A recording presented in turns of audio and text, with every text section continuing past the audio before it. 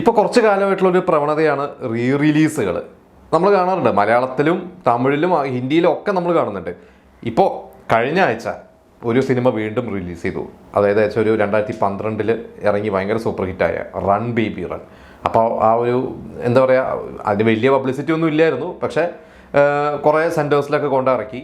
ഇപ്പോൾ ഈ പറഞ്ഞ പോലെ ആ സിനിമയെ ബേസ് ചെയ്തിട്ട് കുറേ ട്രോളുകളൊക്കെയാണ് വരുന്നത്. കാരണം എന്തിനു വേണ്ടിയാണ് ആ ഒരു സിനിമ റിലീസായത്, ഇത് എന്തെങ്കിലും ആവശ്യം ഉണ്ടായിരുന്നോ, വല്ല കാര്യം ഉണ്ടായിരുന്നോ എന്നൊക്കെ പറഞ്ഞിട്ടുണ്ട്. കാരണം നമുക്കറിയാം, റൺ ബേബി റൺ എന്ന് പറഞ്ഞ സിനിമ അന്ന് മോഹൻലാലിൻ്റെ അത്ര നമുക്ക് അങ്ങനെ ഭയങ്കര സൂപ്പർ ഹിറ്റ്സ് ഉള്ള വർഷമൊന്നും അല്ല 2012 എന്ന് പറഞ്ഞ മോഹൻലാലിന്. അതിൻ്റെ തൊട്ടടുത്ത വർഷമാണ് ദൃശ്യം മോഹൻലാലിന് കിട്ടി. മോഹൻലാലിൻ്റെ എന്താ പറയുക, അതുപോലുള്ള എല്ലാ റെക്കോർഡും ബ്രേക്ക് ചെയ്തൊരു സിനിമയായിരുന്നു 2012. പക്ഷേ ഇതേപോലെ തന്നെ അന്ന് മായാമോഹിനി സൂപ്പർ ഹിറ്റായി ഓടുന്നു, അപ്പുറത്ത് ഓർഡിനറി എന്ന് പറഞ്ഞ സിനിമ ഓടുന്നു.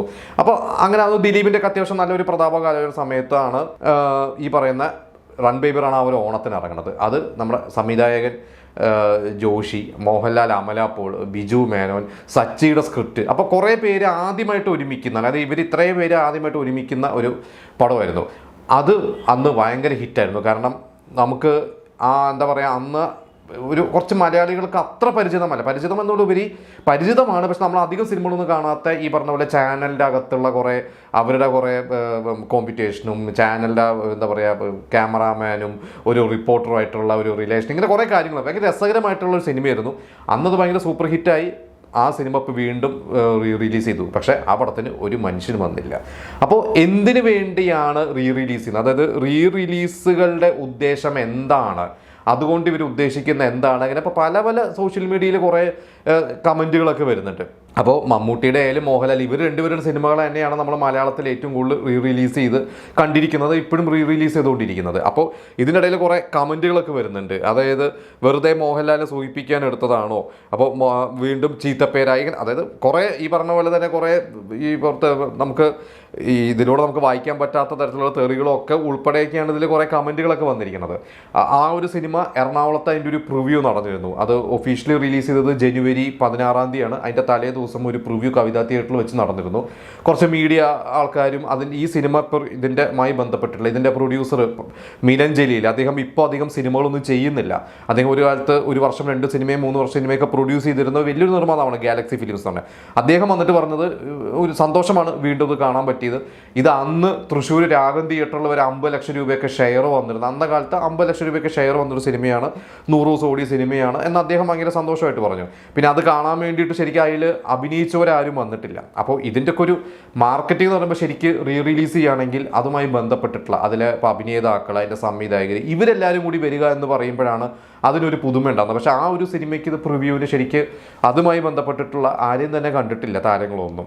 കാരണം ടിനി ടോമും അതുപോലെ തന്നെ അപ്പാനി ശരത്ത് എന്ന് പറയുന്ന ഈ 2 നടന്മാർ മാത്രമേ വന്നിട്ടുള്ളൂ. അപ്പോൾ ടിനി ടോമും അപ്പാനിയും അവർ പറഞ്ഞത്, ഞങ്ങൾ ജോർജ് സാറിൻ്റെ സിനിമകൾ ഈ അടുത്ത ആൻ്റണി എന്ന് പറഞ്ഞ സിനിമയിലും അതുപോലെ തന്നെ അപ്പാനി ആൻ്റണി എന്ന് പറഞ്ഞ സിനിമയിൽ അഭിനയിച്ചു, ടിനി ടോം ആൻ്റണിയിലും പാപ്പലിലും അഭിനയിച്ചു. അപ്പോൾ ജോർജ് സാറിനോടുള്ള ബന്ധത്തിൻ്റെ പുറത്ത് വന്നാണ്. പിന്നെ റൺ ബേബി റണ്ണിൽ എനിക്കതിലൊരു വേഷം ഉണ്ടായിരുന്നു, പക്ഷേ വേറൊരു സിനിമയുടെ ഡേറ്റ് ക്ലാഷ് ആയതുകൊണ്ട് എനിക്ക് അഭിനയിക്കാൻ പറ്റിയില്ല എന്നാണ് ടിനി ടോം പറഞ്ഞത്. പക്ഷേ ഇതൊന്നും അല്ലാതെ വേറെ ആരും വന്നിട്ടില്ല. അതിൻ്റെ അടുത്ത ദിവസം തന്നെ ആയപ്പോൾ തന്നെ ഈ പറഞ്ഞ പോലെ റിലീസ് ദിവസം കുറേ ഷോസ് ഉണ്ടായിരുന്നു. പക്ഷേ ഞാൻ അറിഞ്ഞത് പല തിയേറ്ററിലും ആളില്ലാതെ ഷോ ക്യാൻസൽ ചെയ്യേണ്ടി വന്നിരുന്നു എന്നുള്ള എത്രത്തോളം സത്യം ഉണ്ടെന്ന് അറിയില്ല. പക്ഷേ അത് ഒഫീഷ്യലി ഒന്നും ഒരിക്കലും നമുക്ക് അറിയാൻ പറ്റില്ല. അത് പലപ്പോഴും നമ്മൾ ബുക്ക് മൈ ഷോയിലും അല്ലെങ്കിൽ ബുക്കിംഗ് ഇതിലൊക്കെ കാണുമ്പോൾ അറിയാം ഷോസ് ഉണ്ടാവും. പക്ഷെ നമ്മൾ തിയേറ്ററിൽ ചെല്ലുമ്പോൾ അവർ പറയും മിനിമം ഇത്ര പേര്, 10 പേരോ 15 പേരുണ്ടെങ്കിൽ ഷോ കളിക്കാൻ പറ്റുള്ളൂ. അപ്പോൾ പറയണത് എന്തിനു വേണ്ടിയാണ് ഇങ്ങനെയൊക്കെ റിലീസ് ചെയ്യുന്നത്? കാരണം റിലീസ് ചെയ്യുക ഇതിൽ എന്ന് പറയുന്നത് അതിനൊരു ചിലവുണ്ട്. ഈ പറഞ്ഞ പോലെ ഈ വീണ്ടും ഈ 4K ഒക്കെ ആക്കി കുറേ കാര്യങ്ങളൊക്കെ ചെയ്ത് ഇത് വീണ്ടും അപ്ലോഡ് ചെയ്യണം. നമുക്കറിയാം, ഒരു തിയേറ്ററിൽ റിലീസ് ചെയ്യാന്ന് പറഞ്ഞാൽ അതിൻ്റെ ഇപ്പോൾ ഈ UFO ക്യൂബ് ഒക്കെ വഴിയൊക്കെയാണ് ഇപ്പോൾ തിയേറ്ററിൽ എത്തിക്കുന്നത്. അതിനൊക്കെ ഓരോ ആഴ്ചയ്ക്കും ഓരോ ഇത്ര പേയ്മെൻ്റ് ആണ്. എനിക്കൊണ്ട് 10,000 മുതൽ 15,000 രൂപ വരെയൊക്കെയാണ് ഒരാഴ്ചത്തേക്ക് ഇതിൻ്റെ ലൈസൻസ് ഫീ ഒക്കെ കൊടുക്കേണ്ടത്. അപ്പോൾ ഇതൊക്കെ ഇതുപോലും കിട്ടുന്നില്ല. അല്ലെങ്കിൽ ഒരു പോസ്റ്റർ അടിക്കുന്ന കാശ്, അല്ലെങ്കിൽ സോഷ്യൽ മീഡിയയിൽ പബ്ലിസിറ്റി ചെയ്യുന്ന കാശ് പോലും കിട്ടുന്നില്ലെങ്കിൽ എന്തിന് റിലീസ് ചെയ്യണം എന്നുള്ളതാണ്. അപ്പോൾ നമ്മളിപ്പോൾ റിലീസിൻ്റെ ഹിസ്റ്ററി എടുത്ത് നോക്കിക്കഴിഞ്ഞാൽ ശരിക്കും ഒരു ട്രെൻഡ് തുടങ്ങിയത് കുറച്ച് കാലം മുമ്പ് സ്ഫടികത്തിലൂടെയാണ്. നമുക്കറിയാം, സ്ഫടികം എല്ലാവരും കണ്ടിട്ടുള്ളൊരു സിനിമയാണ്. അതായത് സിനിമ കാണുന്ന മോഹൻലാലിനെ ഇഷ്ടപ്പെടുന്ന എല്ലാവരും ആ സിനിമ കണ്ടിട്ടുള്ളതാണ്. സ്ഫടികം ഇതേപോലെ തന്നെ അവർ വീണ്ടും അത് റീമാസ്റ്റർ ചെയ്ത് വീണ്ടും 4K ആക്കി കുറേ കാര്യങ്ങളൊക്കെ ചെയ്ത് അവർ അത്യാവശ്യം പണിയെടുത്തിട്ടാണ് സംവിധായകൻ ഭദ്രനും അദ്ദേഹത്തിൻ്റെ നേതൃത്വത്തിൽ എല്ലാവരും കൂടി ആ സിനിമ റിലീസ് ചെയ്ത്.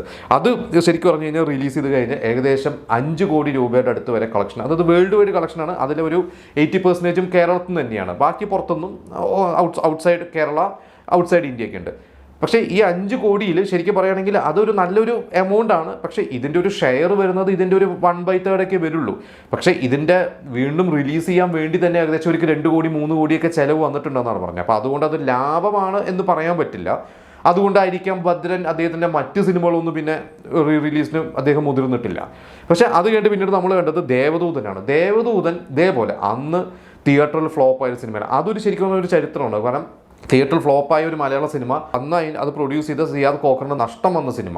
സിബി മലയിലും അതിൻ്റെ റൈറ്റർ രഘുനാഥ് പല്ലേരിക്കൊക്കെ ഒരുപാട് എന്താ പറയുക മാനസികമായിട്ട് വരെ ഒരുപാട് സമ്മർദ്ദങ്ങൾ ഏറ്റുവാങ്ങേണ്ടി വന്നൊരു സിനിമയായിരുന്നു. പക്ഷേ ആ സിനിമ വർഷങ്ങൾ കഴിഞ്ഞ് ഏകദേശം 24 വർഷങ്ങൾക്ക് ശേഷം റിലീസ് ചെയ്ത ശേഷം തിയേറ്ററിൽ ആൾ കയറി എന്നുള്ളതാണ്. അപ്പോൾ അതൊരു വലിയൊരു കാരണം. അന്ന് ജനിക്കാത്ത കുട്ടികളാണ് ആ സിനിമ തിയേറ്ററിലൊക്കെ പോയി കണ്ട് ആസ്വദിച്ചത്. അതൊരു പക്ഷേ സോഷ്യൽ മീഡിയയിലൂടെ ആ സിനിമയെക്കുറിച്ചുള്ള ചർച്ചകളും അതിലെ പാട്ടുകളും എന്തുമാവാം.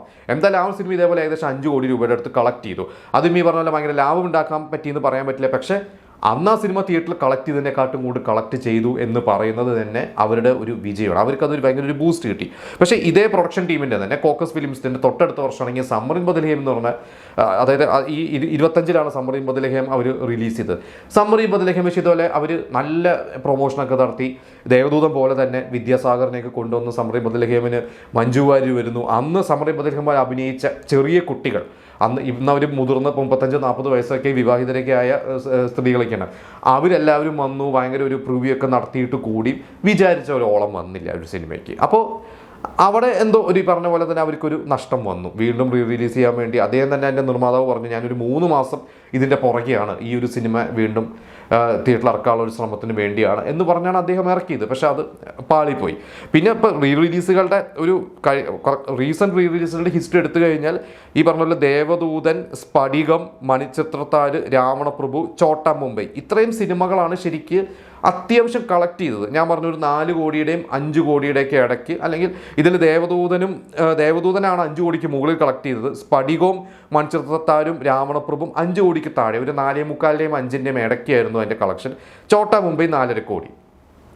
ഇതുകൂടാതെ പിന്നെ കുറേ റിലീസുകൾ വന്നത് വടക്കൻ വീരഗാഥ, ആവനാഴി, ഉദയനാണ് താരം, സമ്മർ ഇൻ ബദൽഹേം നമ്മൾ ഓൾറെഡി പറഞ്ഞു, പാലേരി മാണിക്യം, പിന്നെ ജയൻ്റെ മീൻ എന്ന് പറയുന്നൊരു സിനിമയൊക്കെ ഇറങ്ങി. എനിക്കോട് അങ്ങാടിയും ഇതുപോലെ തന്നെ റിലീസ് ചെയ്തു.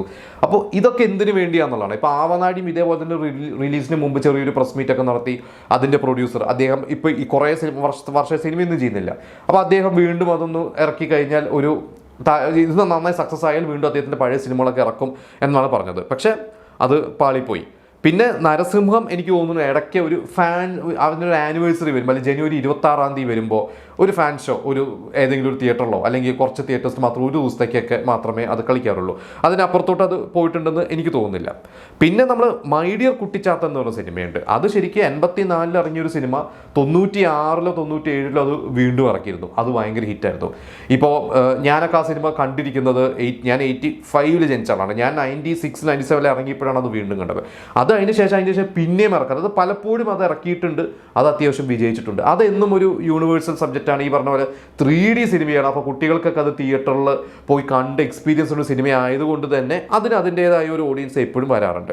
പിന്നെ ഇതിൻ്റെ മറ്റൊരു ചരിത്രമായിട്ട് ഇന്ത്യൻ സിനിമയെ തന്നെ നമ്മൾ മൊത്തത്തിലൊക്കെ നോക്കിക്കഴിഞ്ഞാൽ ഇതിൽ ഏറ്റവും കൂടുതൽ ടോപ്പായി നിൽക്കുന്ന റിലീസിൽ ബാഹുബലി തന്നെയാണ്. കാരണം എനിക്കുള്ള ബാഹുബലി റിലീസ് ചെയ്ത ശേഷം പിന്നെ ഒരുപാട് കോടികൾ, എൻ്റെ എക്സാക്ട് ഒരു കണക്കറിയില്ല എങ്കിലും എനിക്ക് തോന്നുന്നു വീണ്ടും 72 കോടിയുടെ അടുത്ത് gross collection, world wide gross Baahubali collect ചെയ്തിട്ടുണ്ടെന്നാണ് പറയുന്നത് റിലീസ് ചെയ്ത ശേഷം.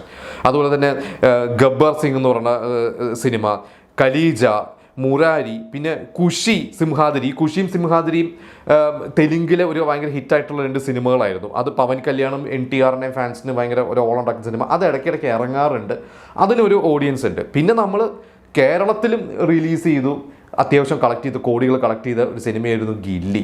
അത് ശരിക്കും പറയുകയാണെങ്കിൽ ഒരു ഗില്ലി എന്ന് പറഞ്ഞാൽ വിജയുടെ കരിയറിലെ വലിയൊരു അതുവരെ ഉണ്ടായിരുന്ന എല്ലാ റെക്കോർഡും ബ്രേക്ക് ചെയ്ത സിനിമ. തമിഴ് സിനിമയിൽ തന്നെ ചില ഏരിയയിലൊക്കെ റെക്കോർഡ് ബ്രേക്ക് ചെയ്ത സിനിമയായിരുന്നു. അത് ഈ പറഞ്ഞ പോലെ തന്നെ നാഷണൽ ലെവലിൽ വരെ ഒരുപാട് അതിൻ്റെ റിലീസ് ചർച്ച ചെയ്താണ്. കാരണം ഒരുപാട് പേര് അതിൽ പോയിട്ട് ആ സോങ്സ് കാണുമ്പോൾ ഡാൻസ് ചെയ്യുക, എൻജോയ്, ഇതൊക്കെ നമ്മൾ കണ്ടിട്ടുള്ളതാണ്.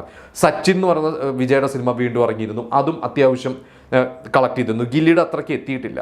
പിന്നെ ഇതിൽ മറ്റൊരു സിനിമ പറയേണ്ടത് സനം തേരി കസം എന്ന് പറയുന്ന 2016 ഇറങ്ങിയ ഒരു ഹിന്ദി സിനിമയുണ്ട്. അത് അന്ന് ഇറങ്ങിയപ്പോൾ അന്ന് ആ ഒരു സിനിമ ഭയങ്കര ഫ്ലോപ്പ് ആയിരുന്നു. അത് ക്രിട്ടിക്കലിയും വലിയ അഭിപ്രായമൊന്നും വന്നില്ല, ബോക്സ് ഓഫീസിലും ശരിക്കും തകർന്നടിഞ്ഞു എന്ന് തന്നെ പറയാം. ആ സിനിമ 2025 വീണ്ടും റിലീസ് ചെയ്തപ്പോൾ 50 കോടി രൂപയാണ് കളക്ട് ചെയ്തതെന്നുള്ളത്.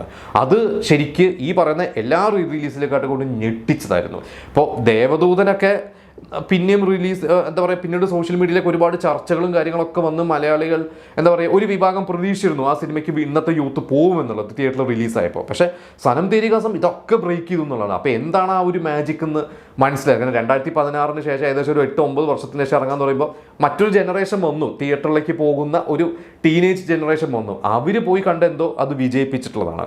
പിന്നെ തുമ്പാട് എന്ന് പറയുന്ന ഒരു പടം, അതും ഇതുപോലെ തന്നെ റിലീസ് ചെയ്ത ശേഷം 37-40 കോടി രൂപ കളക്ട് ചെയ്തു. പിന്നെ ഏ ജവാനി ഹേ ദിവാനി എന്ന് പറയുന്ന സിനിമ വീണ്ടും റിലീസ് ചെയ്ത് കഴിഞ്ഞപ്പോൾ ഏകദേശം 25 കോടിയുടെ മുകളിൽ കളക്ട് ചെയ്തു. അപ്പോൾ ഇത്രയ്ക്കാണ് ഇതിൻ്റെ ഒരു റിലീസുകളുടെ ഒരു ഹിസ്റ്ററി. ഞാൻ ഏകദേശം ഒരു സെലക്ടഡ് ആയിട്ടുള്ള സിനിമകളെ കുറിച്ചാണ് പറയുന്നത്.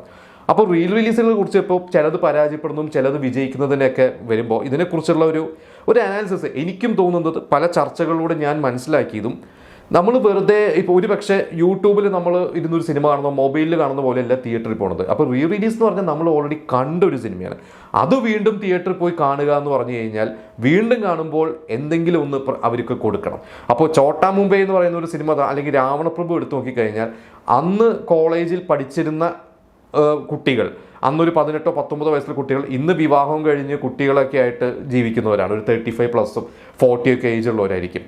അവർ ആ സിനിമ വീണ്ടും കണ്ടിട്ടുണ്ട്.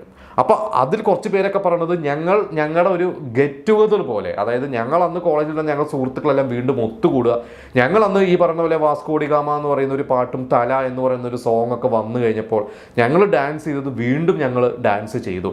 അത് ഞങ്ങളുടെ ഒരു പിക്നിക്ക് പോലെയാണ് ഞങ്ങളത് വീണ്ടും വന്നത്. രാവണപ്രഭുവും ഇതുപോലെ തന്നെയാണ്. രാവണപ്രഭു നമ്മൾ കണ്ടതാണ്. ഇവിടെ പ്രത്യേകിച്ച് എറണാകുളത്തൊക്കെ കവിതാ തിയേറ്ററിൽ വരെ ഹൗസ്ഫുള്ളായി. അത് രാത്രി 11:55 ഷോ ആൾ കയറി കണ്ടു എന്നുള്ളത്. അത് ഈ പറഞ്ഞ പോലെ തന്നെ ഒരു 40-35 ഇടയ്ക്കുള്ള ഈ പറഞ്ഞ പോലെ പെൺകുട്ടികൾ, സ്ത്രീകൾ, അവരൊക്കെയാണ് വന്നിരിക്കുന്നത്. അതായത് സിംഗിളായിട്ടും ഈ പറഞ്ഞ പോലെ കാമുകികാമുകന്മാരും ഭാര്യ ഭർത്താക്കന്മാരും അവരവരുടെ കുട്ടികളായിട്ടൊക്കെ വന്ന് തിയേറ്ററിലിരുന്ന് ഡാൻസ് ചെയ്യണം. അപ്പോൾ എനിക്ക് മനസ്സിലായതൊക്കെ തിയേറ്ററിൽ ആഘോഷിക്കപ്പെടുന്ന സിനിമകളാണ് വീണ്ടും റിലീസ് ചെയ്യുന്നത്. അല്ലാതെ വളരെ ഒരു സീരിയസ് മൂഡുള്ളൊരു സിനിമ, അതായത് വളരെ ക്ലാസ് സിനിമകളാണ്, അതൊന്നും മോശമല്ല. പക്ഷേ ക്ലാസ് മൂഡുള്ള സീരിയസ് സിനിമകൾ തിയേറ്ററിൽ വന്നു കഴിഞ്ഞാൽ അത് ഇപ്പോൾ ദേവദൂതൻ അങ്ങനെ നമുക്കൊരു മാസ് മസാല സിനിമയല്ല. പക്ഷേ അതിനൊരു മാജിക് ഉണ്ട്. പക്ഷേ അതിനുശേഷം വന്ന് മറ്റ് സിനിമകൾ വിജയിച്ചിട്ടില്ല. അപ്പം നമ്മൾ മനസ്സിലാക്കേണ്ടത് കൂടുതലും നമ്മളിതിൽ കാണുന്നത് ഓളപ്പടങ്ങൾ, ആഘോഷപ്പടങ്ങളാണ് തിയേറ്ററിൽ ആളുകൾ എൻജോയ് ചെയ്യുന്നത്. അപ്പോൾ അങ്ങനത്തെ സിനിമകൾ സെലക്ട് ചെയ്ത് റിലീസ് ചെയ്ത് കഴിഞ്ഞാൽ ഓക്കെയാണ്. ഇപ്പോൾ നമുക്കറിയാം മമ്മൂട്ടി മോഹൻലാലിൻ്റെ ഏറ്റവും കൂടുതൽ സിനിമകളാണ് തിയേറ്ററിൽ ഇപ്പോൾ റിലീസ് ചെയ്തിരിക്കുന്നത്. ഇനി മറ്റ് നടന്മാരുടെ സിനിമകൾ ഇപ്പോൾ കമ്മീഷണർ വീണ്ടും റിലീസ് ചെയ്യുന്നു എന്ന് പറയുന്നു. അത് അറിഞ്ഞുകൂടാ വർക്കാവുമോ എന്നുള്ളത്. ഇപ്പം നരസിംഹം അല്ലെങ്കിൽ രാവണപ്രഭു പോലത്തെ ഒരു സിനിമയാണ് വെള്ളിയേട്ടൻ. പക്ഷേ വെള്ളിയേട്ടൻ വർക്കായില്ല. അപ്പോഴാണ് സോഷ്യൽ മീഡിയയിലൊക്കെ കമൻറ്റ് പറയുന്നത് മോഹൻലാലിൻ്റെ സിനിമകളാണ് കൂടുതൽ വർക്കാവുന്നത് തിയേറ്ററിൽ റിലീസ് ചെയ്യുമ്പോൾ മമ്മൂട്ടിയുടെ അല്ല. അപ്പോൾ മമ്മൂട്ടി ഫാൻസും മോഹൻലാൽ ഫാൻസും തമ്മിൽ തർക്കമുണ്ട്. അതിലൊന്നും ഞാൻ വിശ്വസിക്കുന്നില്ല. എന്തായാലും ഇപ്പോൾ കല്യാണരാമൻ വരുന്നു എന്ന് പറയുന്നുണ്ട്, CID മൂസഞ്ഞ് വീണ്ടും ഇറങ്ങുന്നു എന്ന് പറഞ്ഞാൽ അപ്പോൾ ഇതൊക്കെ ഇറങ്ങിയാൽ അതെല്ലാം കോമഡിയാണ്. ഈ പറഞ്ഞ പോലെ തന്നെ തിയേറ്ററിൽ നിന്ന് ചിരിച്ചു പറയുന്ന സിനിമകളാണ്. അത് നമ്മൾ ഇന്നും യൂട്യൂബിൽ കാണും ചിരിക്കുന്നതാണ്.